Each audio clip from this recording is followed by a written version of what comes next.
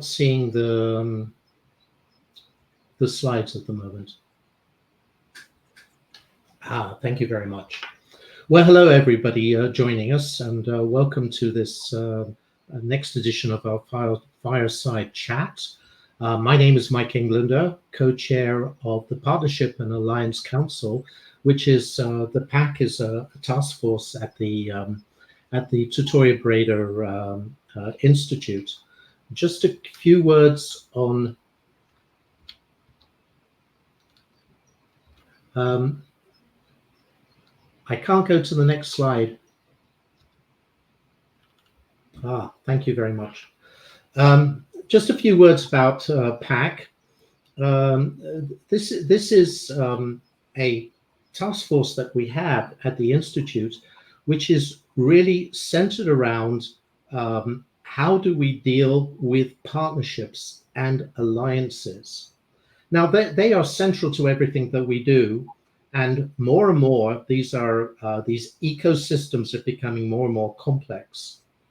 And I remember about over a year ago, one of our council members, Leslie Hoevingers, who works in Holland for KPMG, and he was talking about a worldwide survey that had been done, which said that 80% of partnerships worldwide fail, which is astonishing. Only 20% are really successful.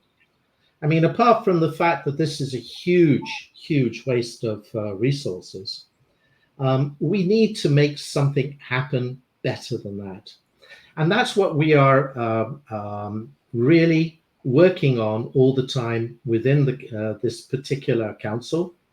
How can we cross-fertilize, cross-hatch between knowledge, experience, understanding, and ideas of making it easier and better for us to have good and successful partnerships? We don't want to be reinventing the wheel all the time. That is one of the major problems that we have. So I want to just set the scene a little bit to set the context of what we're talking about today. Next slide, please. First of all, there are different types of opportunities. Now, there is a lot of emphasis inside companies, for obviously good reasons, about opportunities that generate cash. I mean, cash is absolutely required. I mean, we need to survive and thrive as organizations. We're not charities. But an organization that basically only centers itself on looking at cash is missing some different perspectives that can actually make it much better in the future, or if you don't take care of it, can cause you problems in the future. For example, you can have an opportunity that will enhance your brand and help to position it in the eyes of your target market. That is something whereby you may wish to actually take a slightly different profit approach to an opportunity such as that. Another thing as well is that we know that we need to have successful, happy clients and who will be actually looking all the time at whether or not we can deliver. So we need to promise less and deliver more. And that means that sometimes we have opportunities that can really strengthen our organization so that we can live up to the brand, create more brand fans who are going to buy more from us, and also will lead to being good ambassadors, and we get more and more referrals. So what type of opportunities are we actually looking at? Next slide, please. The second thing is that we have different types of partners. It's too easy for us to say we are in partnership. We need to have the types of partners which are very much going to help us with the types of opportunities that we have on the marketplace. And having this correct and aligned set of partners will allow us to focus very much on what we need to do, when we need to do it, and with whom we need to do it. Next slide, please. So there are times, of course, it's very, very easy. We're not talking about a situation of should I select this partner or should I next not select this partner? But a lot of the times we have partners that at a certain point become more important to us. And so why should we be saying yes to a request from that partner? It might be a business request, or it might be something else that needs to be done. We have a number of things where it's a good idea for us to be working together. Next slide, please. But the flip side of that is that there are times when we don't want to say yes to a request, especially if it defocuses what we're trying to achieve, or really it causes us problems in the future. Or a lot of times, the one that I found from my own experience is when you have your partner really sees the world in a completely different way, that there is we've got an incompatibility of the culture. It could be from the point of view of you're American and they're Japanese, or whatever it happens to be, or German, etc. But it could be that they have a culture which is biased in a particular direction, which is actually very, very difficult for you to deal with. So what we want to do is to be able to work correctly with partners. And how can we say no in a way which is going to have a positive effect on our business? Not necessarily saying no to a partner, but how do we actually make it happen? Next slide, please. So when we do get into problems, and to me, problems with partnerships are all about relationships. Relationships are relationships first, and the business will follow. And there are obviously some different ways of dealing with conflicts.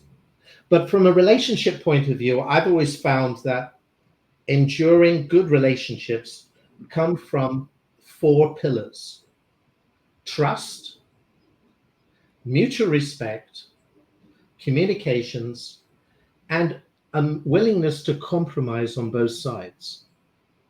Without those pillars, we really will not get things done.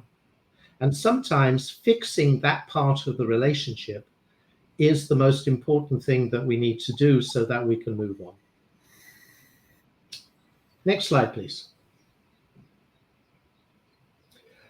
If you want to go deeper into this subject, because obviously we want to get into the should we say, the chat about everything, I can really recommend Susan's book, Susan Scott.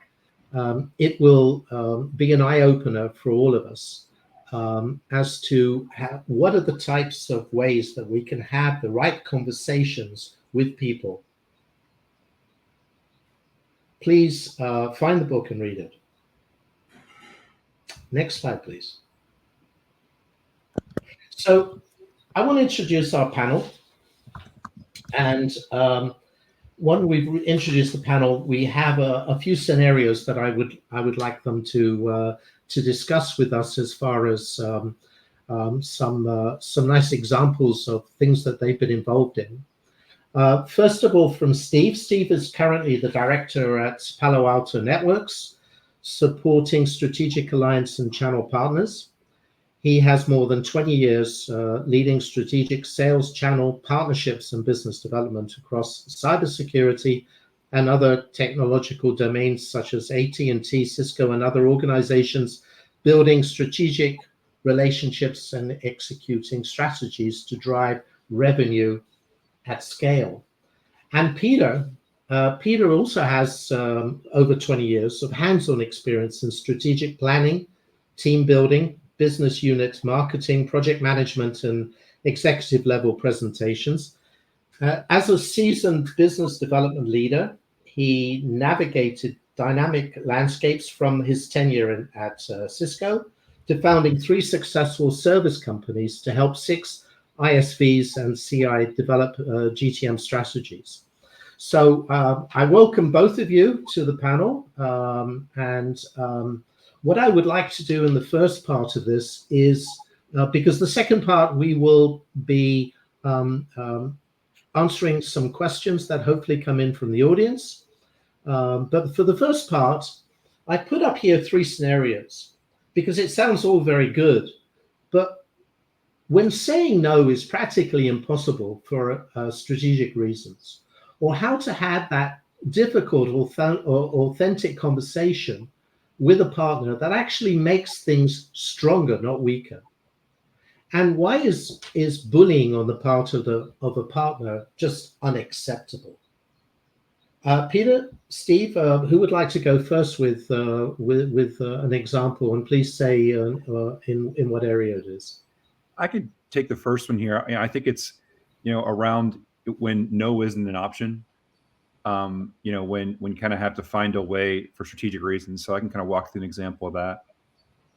I think this applies to both the pursuit of the partnership overall, but also within specific initiatives within a partnership. So I think of a time in my career working for a startup where obviously, building any go-to-market sales momentum and obviously partnerships are key, and any growth or success in that is game-changing often. But the dynamics I'm kind of going to refer to here with this story is probably more from a political landscape, where we've got some executives within my company at the time and board members that had relationships with a couple partners in a sector that probably wasn't ideally suited for where we were as in the firm, but also kind of from a compatibility standpoint to reach success in the time we needed with a partnership.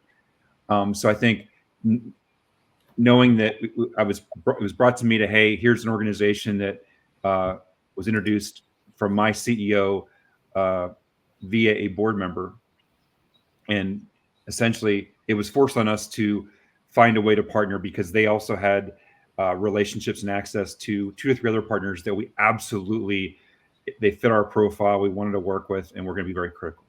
So my job is to, I think, find a successful path while also not, frankly, burning up too many cycles or being inefficient. Because as you mentioned earlier, Mike, the challenge with not qualifying or not being honest with ourselves up front in a partnership opportunity distracts us from the areas that we could find more success and find it quicker.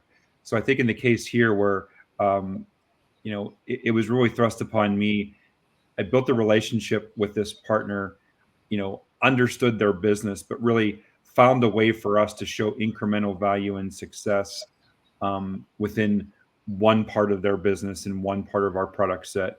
Versus maybe the initial ask was, let's sort of like find 3 to 5 areas we can kind of really build joint offers together. And I think what it came down to is, finding incremental success, collaborating around that. And really one thing I wanted to make, very clear in this too, is really understanding, how my peer could be successful. Like, what are his metrics? What are his measurables? And I think that kind of created common ground, but a great foundation for our relationship because there's trust there. I was very open, with my peer at the time, who was their VP of, product and strategic partnerships, to understand, hey, we're probably not in a good place to build and succeed with this offering on a wider scale, but what would success look like for you? And obviously, how could I drive success here, but also, manage that political landscape to make sure we at least found a path forward. So I think, when I look back at that, it was, being very upfront about this. The transparency, I think, is important, but understanding the person on the other side of the table and what makes them successful, and don't bite off too much at once there. I think find a place where you can kind of show some success. It builds brand, it builds credibility, and navigate that around all the stakeholders, but also communicating all the positive and any of the momentum that's built along the way. So, when the next opportunity arises, with the partnership that may be more opportunistic, you've built that credibility within your executive team, peer team, and obviously some of the board as well. Yeah, I think as you said, Steve, I think it's very important that you use some of these opportunities, call them pilots or small opportunities, to actually establish relationships between teams of people where they feel comfortable and they go, oh, wow, okay, maybe we should be doing more of this because you guys seem to understand what they're doing. And also, I heard the horrible word which is always around, which is politics. The larger the organization, more politics plays, and it can be extremely disruptive to what you want to achieve. Peter, do you have? Thanks for that, Steve. Peter, do you have an example from your side? Yeah, I mean, several come to mind, but like really what a lot of the no's that I see do occur is exactly kind of what I've experienced through my journey from working with Cisco in the early days of true channel strategy, and how that quickly evolved from the basics of routing and switching and then got into IP telephony. And you had the partners that built a business on core routing and switching. But as Cisco introduced telephony, that required specialization, that required different services, that required a validation, so to speak, that this partner could handle that kind of business. And there were many times when you would say, I have an opportunity with a customer and I'm working with this partner. And then the conversation drifts into something where the partner doesn't have that expertise, but they still want to win the deal. They have the relationship, right? And so it becomes very difficult to say, no, but we're going to bring in a partner to partner with you to accomplish the outcomes that the customer desires. And I'm talking about, late 90s, early 2000s. And as we've now evolved into more of a services-based type of an approach with partners, and with, the relationship between, to what I was just saying, the OEM in that first case being Cisco. Now you're getting into relationships with Microsoft, for example, or AWS, the hyperscalers, et cetera. And there's still those same requirements of specialization, having the skill set to be able to do that. But at the same time, to what Steve was saying, sometimes you're kind of forced into that relationship, but they don't have that skill set. And it needs to be an upfront discussion of, okay, let's look at your core capabilities, how you're growing your revenue today. Let's look at where there's growth areas, perhaps down the road, perhaps immediate, but then how do we work together to accomplish that? And setting those expectations and having both the, let's call it an ISV or an SI as the end, and then you have the partner in the middle, but then you have the OEM at the top. So it's aligning all three of those. And again, it's kind of a plug for my company, but Align Advisory Group, that's exactly what we're trying to help customers realize, is that it can get out of alignment very quickly. And it does, the conversation of no comes up quite a bit. And I've also seen where that conversation of no could turn into bullying. Again, it's, hey, I want to sell something to your customer, but you can't do the following. And now it becomes that kind of bullying type, I guess, relationship, and it doesn't work very well, right? Yeah, it doesn't, because we're talking about open communications and toing and froing, and trying to find solutions to particular situations. And the bullying, to me, actually shuts that down all the time, because the person really is just interested to tell you what you need to do, and doesn't want to actually listen to anything else. And you can't become a victim to that, because it's not going to be a very good thing for the client and for the situation which you're putting forward. And you need to have this mutual respect. You don't have to necessarily be friends and buddies with every single person you come in to meet, but you do have to have this respect between the different people. And I've had many situations like that where it's sometimes it's led to tears, and sometimes it's led to really good situations. It depends. It depends. I would The add only- Sorry, go ahead, Steve. one other item I was going to add. I think that I've learned a lot. I think I learned a lot more in the last 5 to 10 years is the power of education.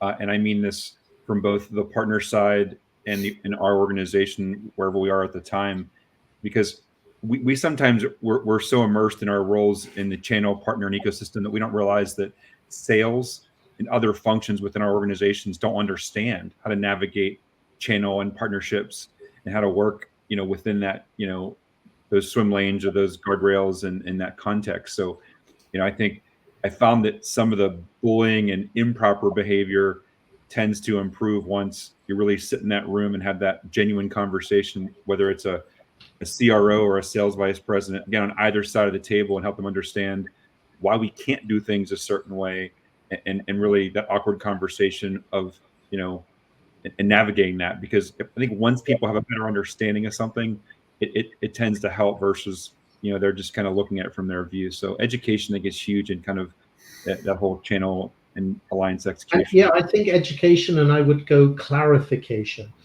Because I worked for Japanese, American, European, and Israeli multinationals doing this type of thing. And a lot of the times, what it came down to was miscommunications. It came down to cultural things, because something was being said in a way that somebody took offense to, or they reacted badly to, and everything else. And when it came down to it, it was just that we were using, white is not white on the other side. You're both saying white, but one is white and the other one is, more of a darker gray, or that type of thing. And creating this common language, in which you quietly, Steve, from the communication, but from the educational point of view, so that everybody actually understands this. From an experience point of view, when I was dealing with working for a large Japanese multinational, their consensus way of working, which at times was quite frustrating, because you want to move forward quicker, but they would actually not allow you to go to the next step until everybody was aligned, everybody had the same understanding, and then it was apparent what needed to be done next. And it wasn't because they were being nasty or bullying or what have you. It's just that it didn't fit. They didn't understand it yet. So I think that is something that people have to, what we call CQ, the cultural quota, as well as EQ and the IQ, are areas which more and more, as these ecosystems become more complex and more global, we have to take care of. And I'd add on to that, Mike, that the only constant that we all see in this business now is change. Mm-hmm. And when that change isn't communicated or articulated, wait a minute, why did you go that direction? You left the partners out of that conversation, then there's a miss. And it gets back to, how are you communicating that change? And I've stolen a lot of good best practices from Japanese partnering. And I agree with you that, you really don't fully understand the ramifications until you're 100% complete. You can't just always take a sample size and say, this will be the next norm. Right. The other thing that I've heard quite a bit with the Japanese is, all ships rise, all ships go lower at the same thing at the same time. And you should communicate that upstream and downstream, so to speak. Hey, we have to now tighten our belts. As our partner, we would ask you to do the same, and vice versa. I need to charge more. Okay. But again, we all need to take that change and incorporate it into all of our business, not just have one side do something and the other one not understand it or not. Yeah, this willingness, this mutual willingness to compromise. I mean, if it's I win all the time and you lose, that's no good. If you win all the time and I lose, that's no good either. So how do we find this balance, this win-win environment? Back to when you look at the kind of three areas, right? So a direct seller for an ISV or an SI, a partner seller that has their own set of customers that is an extension of this direct seller. And then you have the OEM at the top that has, again, their own go-to-market strategy, right? And if you don't have that success criteria of us selling to this customer means what for the OEM, means what for the partner, and means what for your organization. If you don't have that clearly articulated and stated, then this will always come out of alignment, right? There will always be I guess, circumstance where you do have to say no. And I can remember an experience where I was dealing with a very large multinational, and actually I could have a conversation with this company in the morning, and they were a client, a potential client for me. In the afternoon, they were a potential supplier, and in the evening, they were a potential competitor. But it was all the same company. Right. And somehow you had to be able to create compartments where you could coexist in this type of situation. And rather than just saying, oh, I can't work with these people because they're a competitor. Well, that might be the worst thing that you can do. Having the right conversation with these people and finding this area where, you know what, we can actually partner together, and that's going to be good for you and me. And let's park that other part. Let's put it over here. It's not on the table as far as I'm concerned, and it shouldn't be on the table as far as you're concerned. So how do we make that happen from a conversation point of view? I think setting expectations is very important, but it's that proper communication and transparency. Another example that comes to mind that it was very challenging to navigate, but I think had a positive outcome because of those factors was, when I inherited, a partnership strategy, we had some exclusivity agreements with a particular partner. So as I was signing new partners that could be very strategic to the business, there were certain sectors of the market that were cornered off as exclusive based on this prior relationship with the other partner. So a lot of individuals in my organization were, and even the partner side, the new potential partner, were like, well, there's no place for us to work together here. It makes no sense. But clearly articulating that elephant in the room of here's an obstacle that we have to work through. And actually creativity played a big role too, right? Because they saw it as a black and white, well, we can't do business here. But in fact, we ended up actually bringing in that pre-established partner with the new partner and found kind of a better together scenario where everybody wins. But why did that happen, Steve, from your point of view? I think but sorry. Okay. But we got stakeholders on all sides, I think, in discussions and talking and looked at, commercials that would, be effective for all. Whereas frankly, probably in the past before me, every other partner that walked up to the door walked away because they just looked at that pre-existing situation, and other stakeholders just told them, sorry, no, there's exclusivity. And I think it was creativity, it was communication, but it was that education piece again to kind of clarify, what we can and can't do, but maybe there's some middle ground. And I think just crossing that divide without just assuming it's a dead end, right? There's some art of the possible, I guess, is kind of one of the ways I thought of that. Yeah, a little bit of perseverance. I found that timing is everything, because sometimes you want to do something that's just not right from a timing point of view. And even though you see it, your partner doesn't see it, Right. or vice versa. And then something changes, and lo and behold, either they're stuck and they're looking for something, or they have changed something from their perspective point of view. That opens the door for you to come in. Agreed. Yeah. I'd like to move on now to actually some questions and to open it to the audience. If anybody has questions, you can actually put it in comments and chat, and we'll see it and we'll put it up on the screen, and hopefully we'll be dealing with these.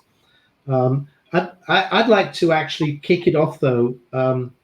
This aspect of why do relationships begin to change between you and your partner? I mean, because sometimes it's for a while it looks like it's going all right, and then it seems to head off in the wrong direction. What causes that from your point of view? Lack of I think it's a lack of maturity in the partnership. So in other words, do you have a living document, so to speak, that says this is our business plan? This is a 1 year, this is a 3 year, whatever the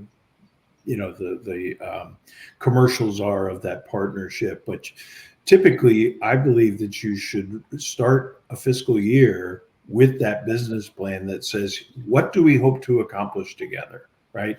How do we maintain the business that we've done up to this point?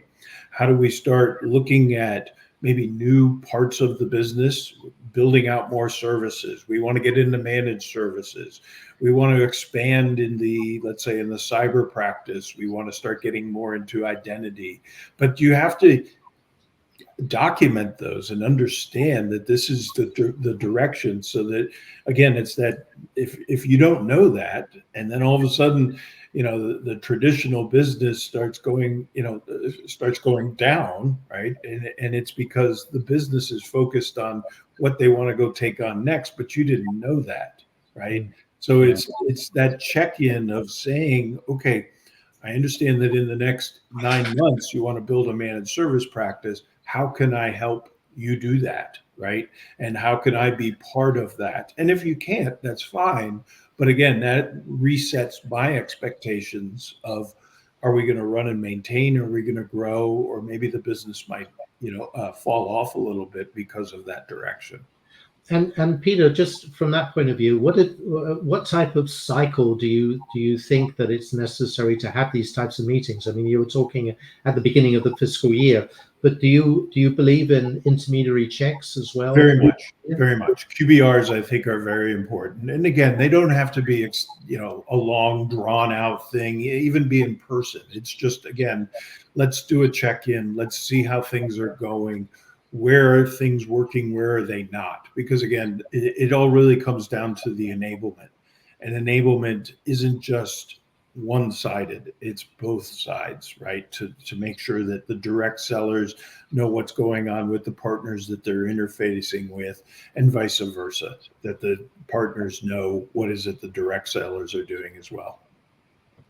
And how much of that checking do you have to do internally, as opposed to out there with the partners, to make sure that things are going to be carried on being aligned?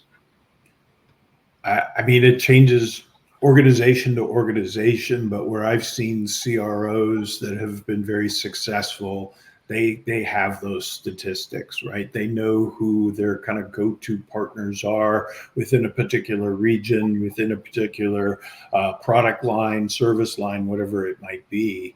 But that's kind of what I've seen, at least in my career, is the pivot from, I always kid with Steve, the pizza presentation type channel managers to channel managers who are actually looking at a revenue target, right? And saying, hey, I'm accountable for that revenue from this partner. And that helps the CRO be able to forecast their business, because at the end of the day, really, if you have a good channel program in place, it's an extension of your sales force. If I have 25 sellers, but I have 5 great partners, I've probably got up to 200 sellers now. So how do you forecast your business? How do you manage that business is, really what a good CRO would be able to do. But then, Peter, what I found a number of times is that internally inside your company, they will, a number of times I saw that people look upon partners as being, I wouldn't say second-class citizens, but they don't see them in the same way. And it causes them not to give them the quality of support that's necessary. Have you experienced that from your side as well?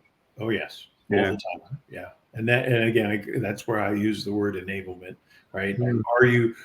Can you compare your own direct seller to a channel seller and say that they're one and the same? And if the answer is no, which most of the time it isn't, then you do need to make investment to make sure that, again, and it could go the other way. I've seen it where partner sellers are much better than the direct sellers.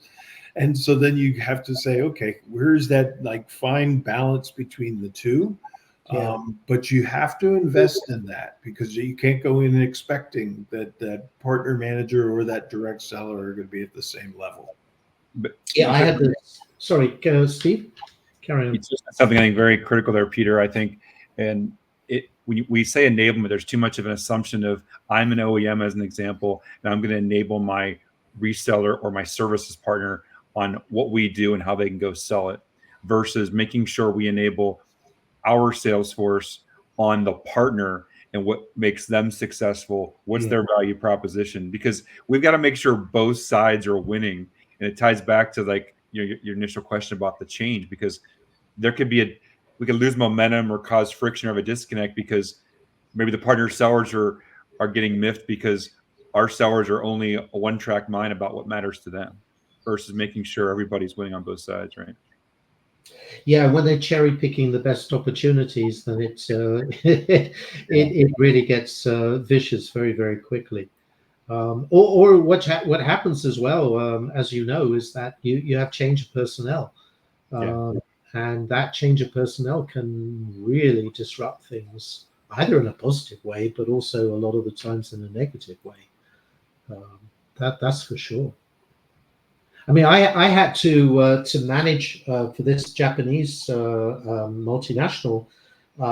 They wanted to completely restructure their sales in Europe from direct sales to indirect sales, and that was, I mean, over a period of a couple of years in order to make this switch. But it meant so many things had to change within inside the organization.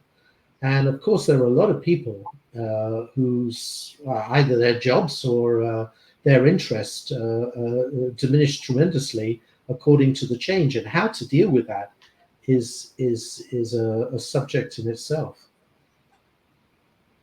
How do you spot the signs or the signals that things are changing? I mean, what are the typical things that you look at and you say, "Whoa, red flag"? This is definitely caused me a problem. This is a change. I think if I understand the question correctly, typically it's actually like it's almost like the restaurant scenario of how many people, when they have a bad experience, are vocal about it. And then how many people are vocal when they have a good experience, right? And a lot of people will vocalize they had a great experience more than they will a bad experience. And so that's sometimes a key indicator is, wow, we haven't heard from that partner in a while. We're looking at the pipeline and we're seeing it either flat or going down. Those are kind of key indicators that maybe there's a shift that you're not aware of. And again, it brings it back to, let's discuss it, and if there's a problem that I can help with, great. If you're going a different direction or you've lost resources or whatever it might be, but again, that's a change that needs to be discussed, not just kind of kept and we'll get back to you when we get back to you. Well, that's a key. Yeah. And I've seen people who are embarrassed. Like, for example, they might go through a period of time where there's cash flow issues. Right. And they don't want to talk about it because they feel embarrassed. They're proud about their business and what they're trying to achieve. And suddenly, for whatever reason, things are not looking so good. And then you turn around and you say, you know what, I can give you for the next month or 3 months, I'll give you a bit of flexibility on payment terms or something like that. And snap, it just sort of go, oh, wow, really? Oh, that's fantastic. In other words, caring and sharing, I think, is where it comes from. If you don't care about these people, if you don't care about your partners, and if you are treating them in a particular way, then a lot of the times, as you said, Peter, you're just not even going to notice the signs that things are changing. You know, the other thing that just came to mind in regards to saying no that we should probably touch upon is we've worked with a lot of ISVs that want to start a channel strategy. To back to what we were saying, direct versus a channel, and they say, I want to do a channel strategy, and their immediate reaction is, I just want to go out and sign up as many partners as possible. And that's where the power of no really has to come into play. Like, you almost have to play the game of, sell me why you think that partner is the best partner and why we should invest our time and money and effort to help them versus I know their sales manager, or I know a few of their sales reps. And it kind of gets into the relationship game. And again, back to that pizza presentation type mindset, more than, is this the right business decision? Does that partner have existing customers that match my ICP? Are they going to be able to accelerate what I'm trying to sell because of their services, because of their ability to execute a purchase order, whatever it might be, right? And changing that mindset of, it's not about quantity, it's about quality, and it's about true partnering is a difficult discussion sometimes. But there's often a perception that, I think, especially from sales leadership, that volume matters. They think of it like sales. Well, you may not need 30 partners. To Peter's point, you may need 5, you may need 3. I think it's also like going back to that. What are the signs? Sometimes we realize, well, okay, we look at the numbers. The numbers don't lie, the metrics. But also, we may realize a partnership that we thought made sense, or we were sometimes even like persuaded into engaging around. We're trying to fit square pegs into round holes, right? Where there's misalignment, either based on business priorities or each other's kind of key focus. But yeah, that's why it's so important up front, that qualification, those expectations. Yeah, and unfortunately, also Murphy comes into play from time to time. I mean, things just happen. Steve, concerning that, I mean, when you need to say no, what have you found best methods to employ so that you can do so without really affecting too much the ongoing relationship? What techniques or what ideas have you brought to bear to make sure that it happens smoothly? Often within, I think a successful or long-term partnership, those are going to happen frequently. And often, I think the example that comes to mind often is when there's, channel conflict or, field conflict. And I think, one of the things I was going to mention earlier, it's so important, and Peter was talking a lot about the governance, which is incredibly valuable, and how often we have that and we set those goals. But the top down and bottom up relationships are huge, because so often, we lose sight of the fact that in channels and partnerships and alliances, we usually aren't the last person in the line responsible for cutting or driving that PO. It's the field team, the sellers, right?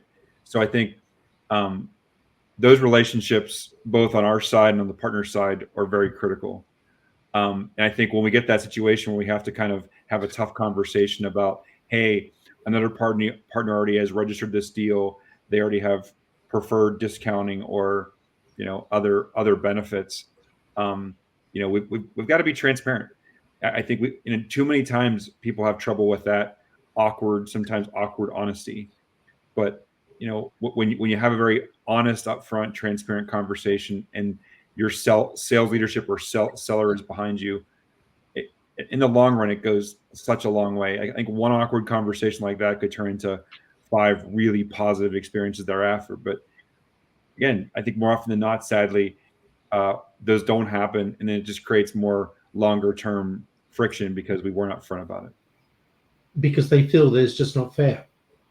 And if you explain to them why it's fair and open and transparent and the same for everybody, then okay, maybe they don't like it, but at least they can understand where you're coming from.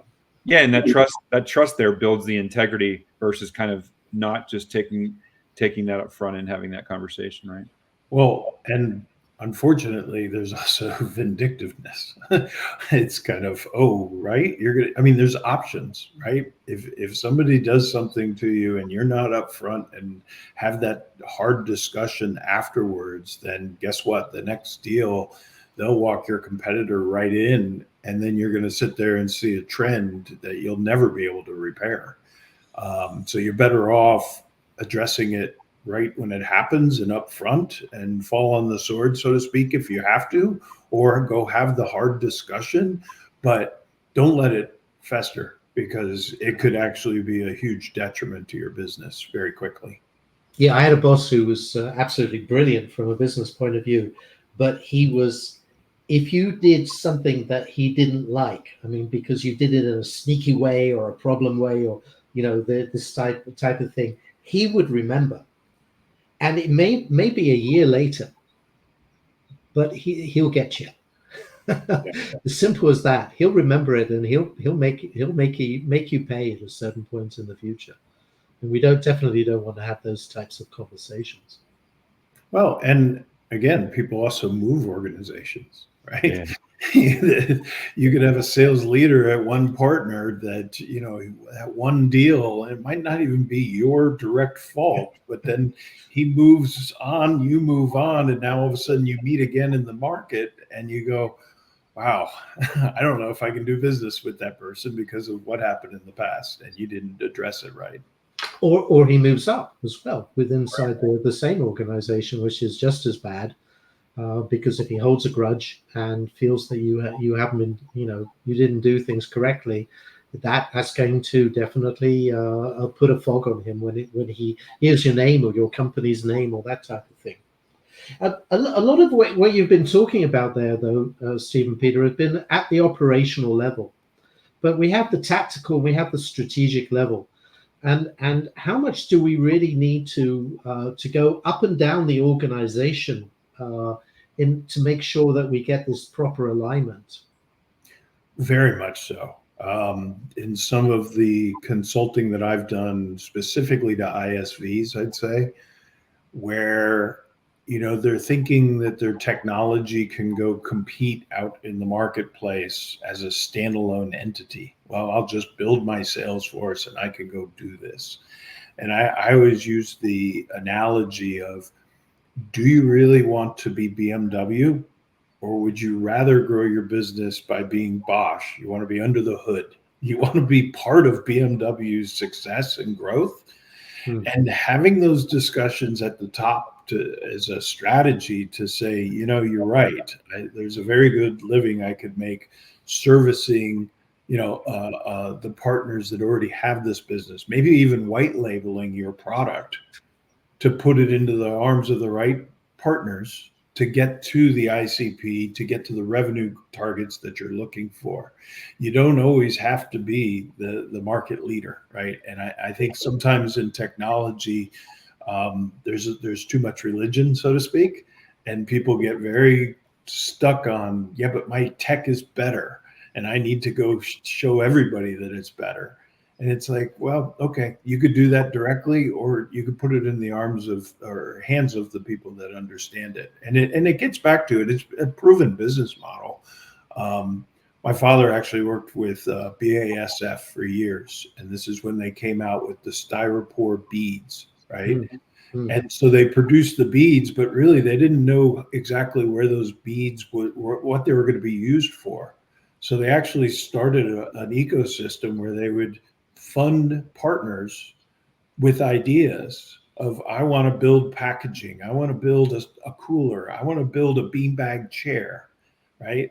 And so they said, fine, we'll help you start your business and we'll fund your business, but we're your supplier of those beads, right? And it's actually a business model that could work today of, hey, you know what? That's a good partnership. These Yep. guys were very successful in building products using that raw material. And it was started by quote unquote the OEM or the manufacturer, right? But it actually could still work in this day and age when it comes to technology. Mm, mm. No, absolutely. You know, I find that I mean I see a lot of the times people have two particular problems. Number one, when they find it difficult to actually have access to the right level of people inside the organized, for example, the C-suite, because you need to have that strategy conversation, because that's, as you said, is so important to make sure that we're not going in this direction, but we're staying in this direction. And secondly, a lot of the times when they get up there, they don't really know what to say. They they find it very difficult to have the right conversation.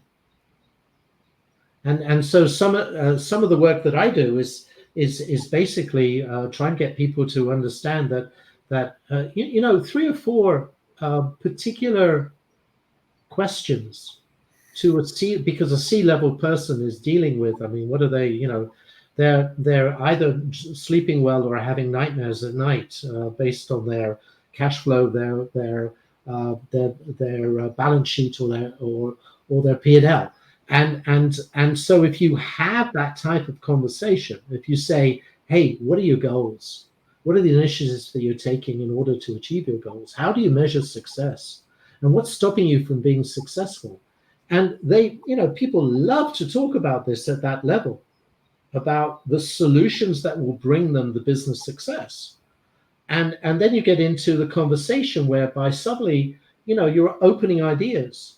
The beanbag idea would never happen if you didn't have that type of thing whereby somebody says, yeah, I only have part of the solution. You guys have the other part of the solution.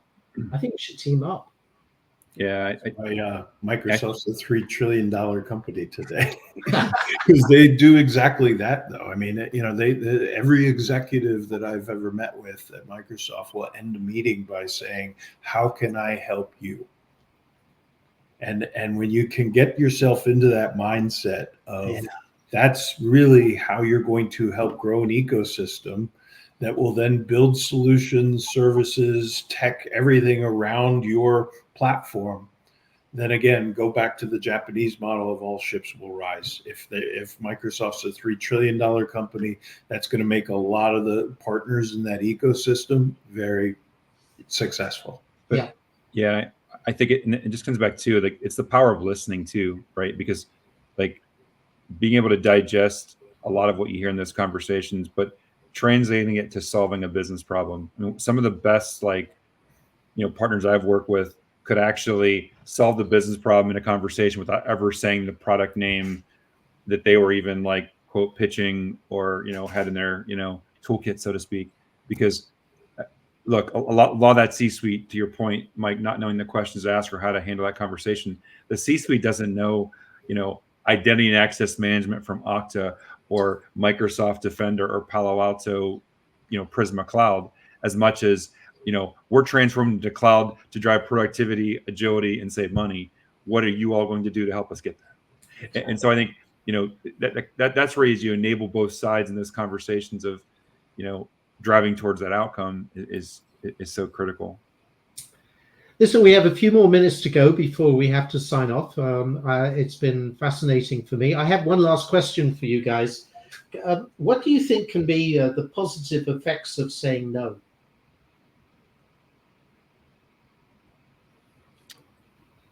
I go back to what we said earlier. I think it becomes in that situation of adversity that you can walk away with better integrity and building more trust in the relationship, because it goes back to being able to have that hard conversation. You're explaining why we can't do a certain thing or why this particular, you know, initiative we can't execute around, and helping them understand why, and being, again, upfront and transparent. And in the long run, most times when that's happened, the partner has gone back and realized, you know what, wow, we didn't put our time in that, and I'm glad you really held your ground, Steve, because then we put our focus and efforts in something else that was more meaningful. So I think it can, if done the right way, it can just strengthen the relationship, and again, that trust, integrity, and again, the respect piece, I think all kind of, can really be built up. Yeah, I think that feeds into, everyone loves to celebrate a win with getting a PO and having that, but the real value in building a partnership, helping with what enablement needs to take place, is really looking at the losses. Why did we lose? We lost together, and why? And being able to dissect that and say, okay, how do we retool and make sure that the next ones we don't lose, right?